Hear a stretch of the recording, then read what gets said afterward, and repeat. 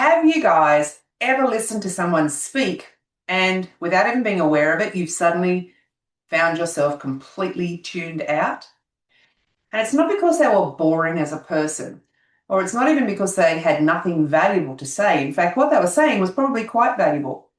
But often it's because of the way that they delivered the content that made your brain quietly pack its bag and leave the room. Maybe they spoke too fast. Maybe they spoke too slowly. Maybe they sounded like they were reading the back of the cereal box. Or maybe their voice just stayed on the exact same level the entire time that they were talking.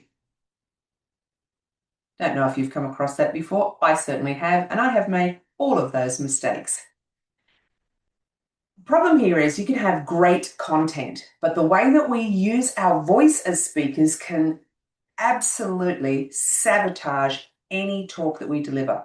And I think of it like you get your message and you write it out really nicely and then you roll it up and you stick it into a bottle, pop the cork on the end of the bottle and then drop it out into the ocean. Now, the message might be fantastic, but if the delivery is poor, that message might never reach the right people, just like that bottle never lands on the shore again. So today we're going to have a look at what I call your vocal palate, because your voice is not just a sound, it's color and energy and it's emotion and it's authority. And when you learn how to use it properly, you can stop just talking at people and start really capturing and holding their attention. Now, we all have a vocal palate. And a vocal palate are the tools that help us to create really captivating talks, a talk that people actually want to listen to. Because there is a huge difference between giving information to people and creating impact. And we want to be people who create impact as speakers. So what's a vocal palette look like? Well, essentially there are 6 colors that we have available to us in our vocal palette: pace, pitch, pauses, emotion, volume, and tone.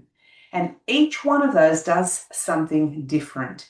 And the magic is not in using just like one of those different colors in the palette. It's actually in learning how to blend them all together. And I think of it like a music group. You know, if you just listen to a drum, or you just listen to a guitar, or you just listen to vocals, then they all create something different on their own. But that one instrument on repeat gets kind of boring really fast. The power comes when they all work together. That's when it becomes a song that people actually remember. So let's have a look at the first color in our palette, and that is pace. This is how quickly or how slowly we speak. And the pace of a presentation has a massive impact on our audience. For example, have you ever listened to a speaker who spoke so quickly that they ran out of breath or seemed to swallow half the words and you couldn't keep up or understand what they were saying? Or how about someone who talked really slowly, so slowly that you wanted to get the TV remote to fast forward to the end of the talk before you died from absolute boredom? Pace is like your favorite food.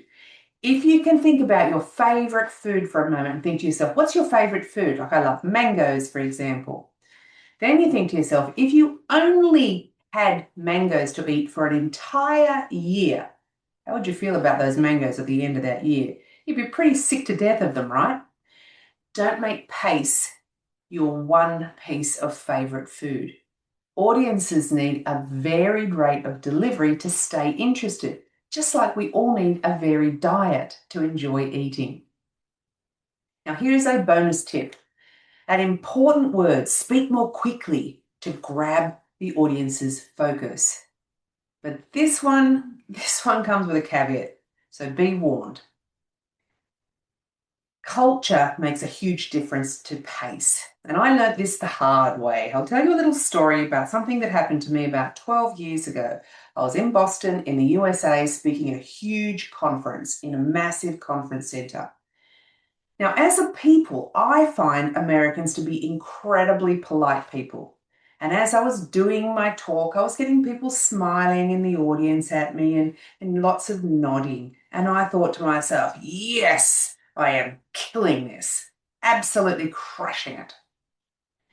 And about 25 minutes after my talk, there was a coffee break, and I was chatting with one of the participants who'd been in the audience. Her name is Debbie.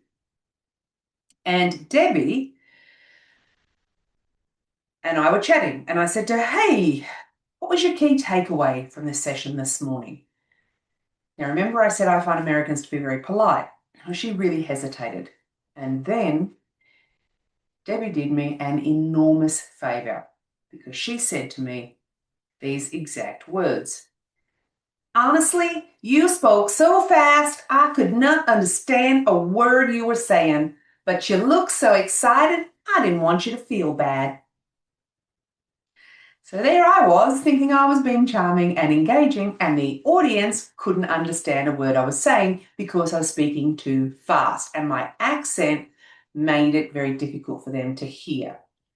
So whenever you're speaking to a group from a different culture, be extremely mindful of pace. When different accents are involved, always make it a little slower to ensure that you can counter for that accent. So now we know pace is really important. Let's look at 3 simple ways to improve your pace. The first one is record your talk and listen back to it. So if you record your talk and listen back to it, this is what happens. You start to pick up on all of those things that you didn't realize were happening. Now, when I say to you, just listen, I mean just listen, because if you watch yourself talk, then you start to think and get distracted by things like, wow, is my nose that big? Or what's my hair doing that day? Or, my God, what was I thinking wearing that outfit? And you get so focused on the visuals that the sound can actually get completely bypassed. So just listen to the sound, not to the whole video element as well.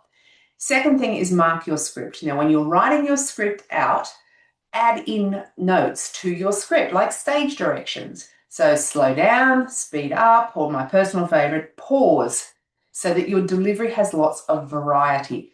Build it into your talk while you're preparing it. Third thing is practice with a timer. Now you can use the timer on your smartphone, you could use something high tech like this one here that I've got, but the idea is to practice with a timer and practice out loud, reading each section of your talk at different speeds so you can learn what's too fast, what's too slow, and what feels just right. So it's about practice. Those are the 3 most powerful ways to help you monitor and improve your pace really quickly. So now we understand the importance of pace. Not too fast, not too slow, not consistently the same way all the way through. Have variety and be aware of accents. So think about your pace when you're doing any kind of public speaking, whether it's meetings, podcasts, interviews, sales conversations, conferences, stage work, one-to-one, it doesn't matter. Think about the pace. It's really important in any kind of public speaking. And I ask you to think about this now. What's one thing you can do to improve your pace today? One thing that you can do to improve your pace today. And in our next section, we're going to have a look at those other colours in our vocal palette.